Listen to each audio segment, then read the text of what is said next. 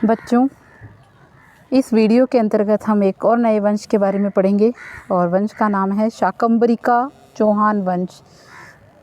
इस वंश के प्रतापी शासक के बारे में भी हम अध्ययन करेंगे और शाकंभरी चौहान वंश के बारे में हम अध्ययन कर रहे हैं। इस वंश की उत्पत्ति के विषय में बहुत विवाद है। वंशावलियों और ख्यातों ने इनको अग्निवंशीय माना है। शाकंभरी वंश के बारे में बात कर रहे हैं हम, और ख्यातों और वंशावलियों, आपको पता है वंशावलियाँ जो है वो वैलिड है, और वंशावलियों में लिखा है कि शाकंभरी का जो चौहान वंश है तो ये लोग अग्निवंशीय हैं। ठीक है। डॉक्टर गौरीशंकर हीराचंद ओझा के बारे में बात करते हैं। इन्होंने क्या बोला है? इन्होंने बोला है कि ये जो चौहान है ये सूर्यवंशीय हैं, सूर्यवंश के हैं। तो अग्निवंश भी सुना आपने, सूर्यवंश भी हीराचंद ओझा ने चौहानों को जो है वो सूर्यवंश माना है। और अचलेश्वर मंदिर के लेख में, आपको पता है अचलेश्वर महादेव का मंदिर जो है वो माउंट आबू सिरोही में है, और इस मंदिर के बाहर एक लेख लिखा हुआ है जहाँ इन चौहानों को चंद्रवंशीय माना गया है। क्या माना गया है? चंद्रवंशीय। ठीक है। फिर देखिए, कई विद्वान इन्हें आर्य मानकर विदेशी बताते हैं, मानते हैं। इन सभी मतों का विवेचन करते हुए, आपको पता है इतिहास के बहुत महान इतिहासकार हैं डॉक्टर दशरथ शर्मा, इन्होंने चौहानों की उत्पत्ति ब्राह्मणों से मानी है। इन्होंने कहा कि चौहान जो है वो ब्राह्मण वंश के हैं। तो आपने सुना कि इनके उत्पत्ति के बारे में वास्तव में बहुत विवाद है। कोई इसे जो है अग्निवंशीय बोल रहा है, तो कोई इसे सूर्यवंशी बोल रहा है, तो कोई इसे चंद्रवंशी बता रहा है। तो डॉक्टर दशरथ शर्मा ने तो इसे बिल्कुल ब्राह्मण वंश का ही बता दिया है। ठीक है। फिर देखिए, बिजोलिया के बारे में बात करते हैं हम। बिजोलिया शिलालेख की बात करते हैं। इसमें क्या लिखा हुआ है? बिजोलिया शिलालेख के अनुसार सांभर झील का प्रवर्तक वासुदेव चौहान है। बिल्कुल सही है ये। सांभर झील का प्रवर्तक कौन है? वासुदेव चौहान। बिल्कुल सही फैक्ट है। और का आदि पुरुष था। चौहानों के बारे में बात की जा रही है कि सांभर झील के जो प्रवर्तक है वासुदेव चौहान, उसका आदि पुरुष है। आदि पुरुष का मतलब जिनकी शुरुआत हो चुकी हो, उसको माना है। ठीक है। जिसका समय 1551 ईस्वी के लगभग माना जाता है। और माना जाता है प्रारंभ में चौहान गुर्जर प्रतिहारों के सामंत थे। चौहान के बारे में क्या बताया जा रहा है कि ये गुर्जर प्रतिहारों के क्या थे? सामंत थे। परंतु गुवक प्रथम ने गुर्जर प्रतिहारों की अधीनता से चौहानों को मुक्त करवाया। गुर्जरों के अधीन थे, ये सामंत बनकर रहते थे, लेकिन गुवक प्रथम आया और उसने जो है वो गुर्जरों की अधीनता से चौहानों को मुक्त करवाया, गुवक प्रथम ने। साथ ही इसी का वंशज सामंत जो है वो सांभर का शासक था, जो वत्स गोत्र ब्राह्मण वंश में पैदा हुआ। गुवक प्रथम का जो शासक है, गुर्जर प्रतिहारों की अधीनता से चौहानों को मुक्ति दिलाई थी, और इसी के साथ वत्स गोत्र ब्राह्मण में पैदा हुआ, इसी वंश का शासक था। तो एक प्रकार से तो ये समझ सकते हैं कि ये ब्राह्मण वंशी है चौहान। उसके बाद वाकपति राज जो है, ये भी राजा है, चौहान वंशी राजा। वाकपति राज चौहानों का सबसे शक्तिशाली राजा रहा है। ठीक है। जिन्होंने प्रतिहारों को परास्त किया, प्रतिहारों को हराया वाकपति राज ने, और अपनी शक्ति का परिचय दिया। यानी वाकपति राज जो है वो चौहानों का पावरफुल राजा था, और इसने जो है अपनी शक्ति का प्रदर्शन किस हिसाब से किया? इसने प्रतिहारों को हरा दिया था युद्ध में। फिर उसके बाद चौहानों का एक बहुत ही महत्वपूर्ण राजा है विग्रहराज द्वितीय। तो विग्रहराज द्वितीय जो है ये चौहानों का एक अन्य शक्तिशाली राजा था। यानी कि आप देख रहे हैं वाकपति राज ने तो प्रतिहारों को हराकर अपनी शक्ति का लोहा मनवाया, लेकिन जो विग्रहराज द्वितीय है इसने भी ये भी एक अन्य शक्तिशाली राजा था। और 983 ईस्वी का हर्षलेख जो है उसकी विजयों का उल्लेख करता है। हर्षनाथ लेख जो है 983 ईस्वी का हर्षनाथ लेख उसकी विजयों का उल्लेख करता है। उसने गुजरात के चालुक्य शासक मूलराज को हराया। ठीक है, वापस देखिए, चालुक्यों का राजा है मूलराज, गुजरात के चालुक्य राजा मूलराज हैं। उसको किसने हराया? उसको हराया आपके, किसने हराया? विग्रहराज द्वितीय ने हराया। ठीक है, मूलराज को विग्रहराज द्वितीय ने हराया।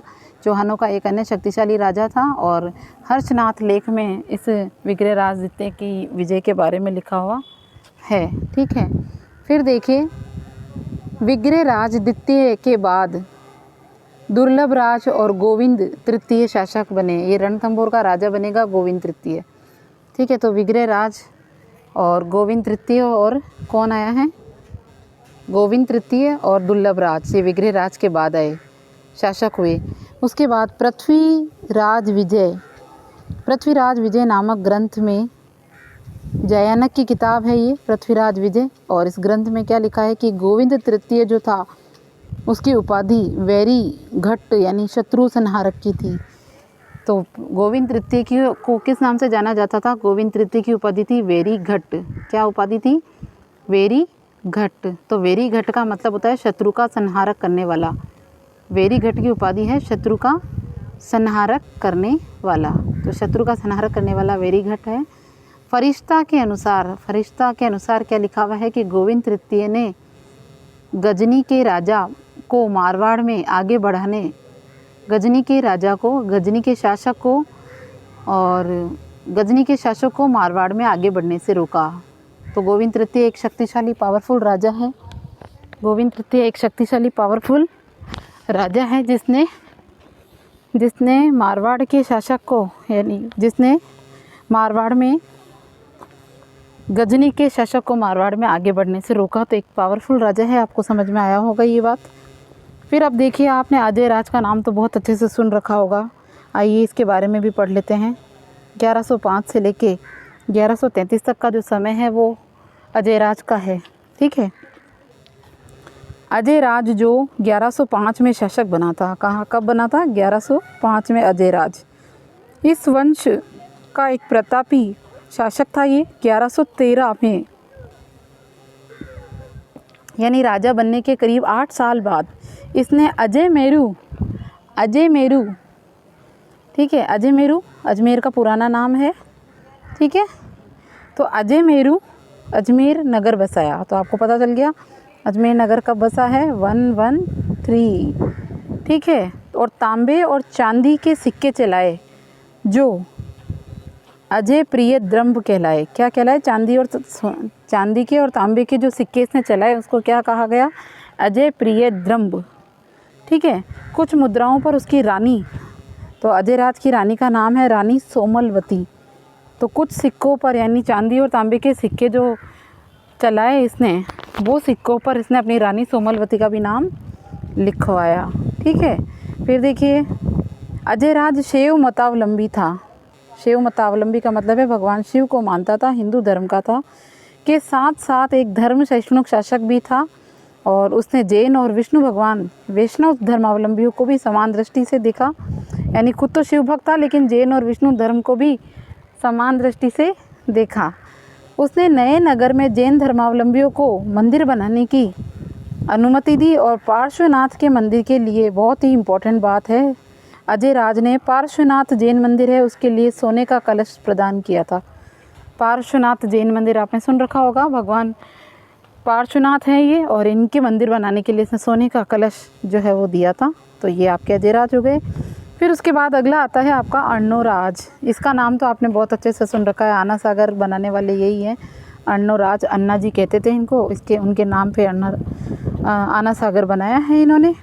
और इनका समय है 1133 से 1155। तो 1133 से 1155 का समय जो है वो इन्हीं का है। अर्णोराज ने तुर्कों और मालवों के शासकों को हराया था। ठीक है, अर्णोराज ने तुर्कों और मालवों के राजाओं को युद्ध में हराया था, मगर गुजरात के शासक कुमारपाल चालुक्य से हार गए थे ये। गुजरात का राजा कुमारपाल चालुक्य जो था वो पावरफुल राजा था और उससे ये अर्णोराज युद्ध में हार गए, जबकि तुर्कों से तो ये जीते थे।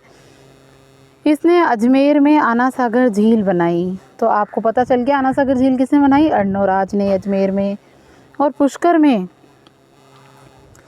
में क्या बनाया है? पुष्कर में बहुत ही बड़ा और बहुत ही शानदार बड़ा मंदिर है और देखने लायक मंदिर है। सबसे प्राचीन मंदिर है ये वरा मंदिर, भगवान वरा का। और ये अन्ना जी यानी अन्नोराज ने ही बनाया।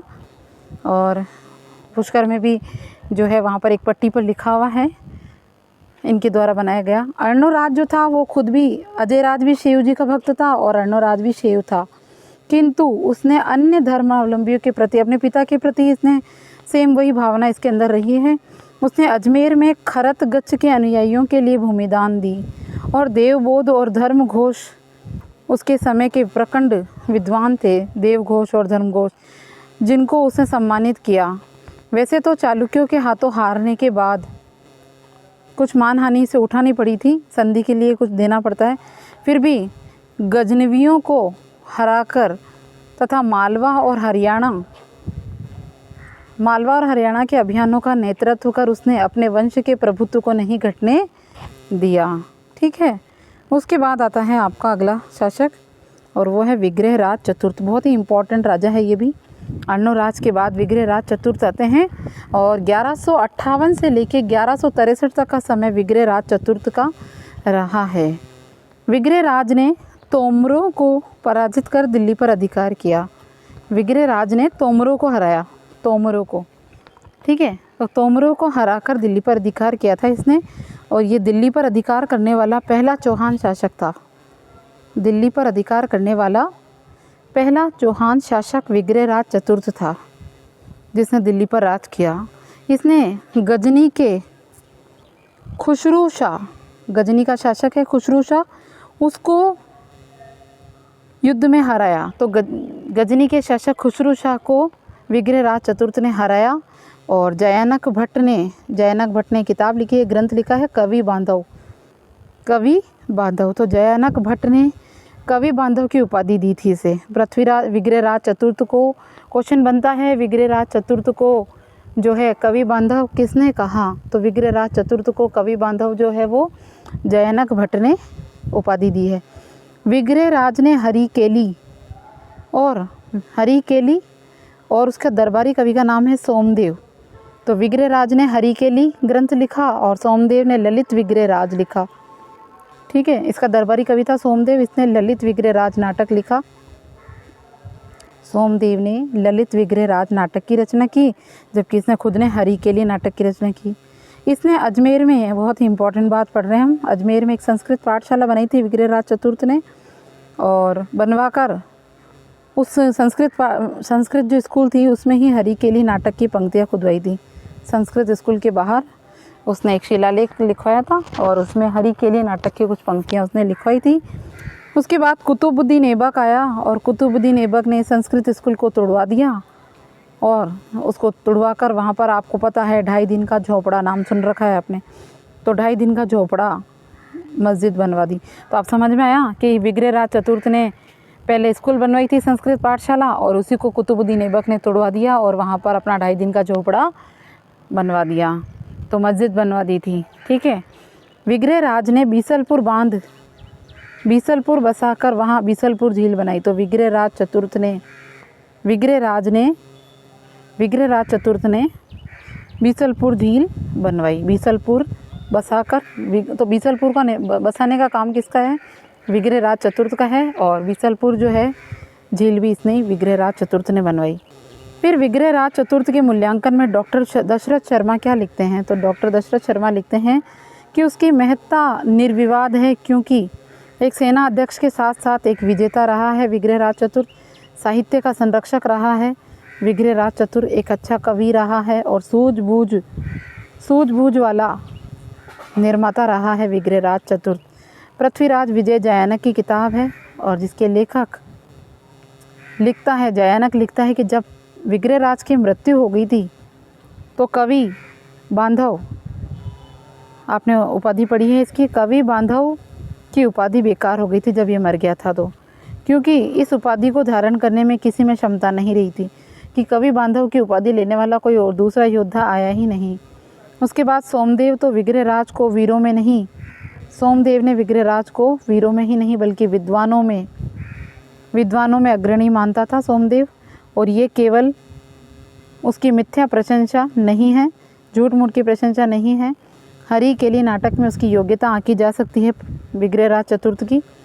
और एक और व्यक्ति है कील्ड हॉर्न। तो कील्ड हॉर्न ने उसकी विद्वता की प्रशंसा की और करते हुए स्वीकार किया कि वे पृथ्वीराज विग्रहराज चतुर्थ जो है उन हिंदू शासकों में से एक था जो कालिदास और भवभूति जैसे महान व्यक्तियों की होड़ कर सकता था। विग्रहराज का जो समय है वो सपाद लक्ष्य का स्वर्ण काल माना जाता है। विग्रहराज चतुर्थ का जो टाइम है वो सपाद लक्ष्य का गोल्डन पीरियड यानी स्वर्ण काल माना जाता है। ठीक है, उसके बाद देखिए आप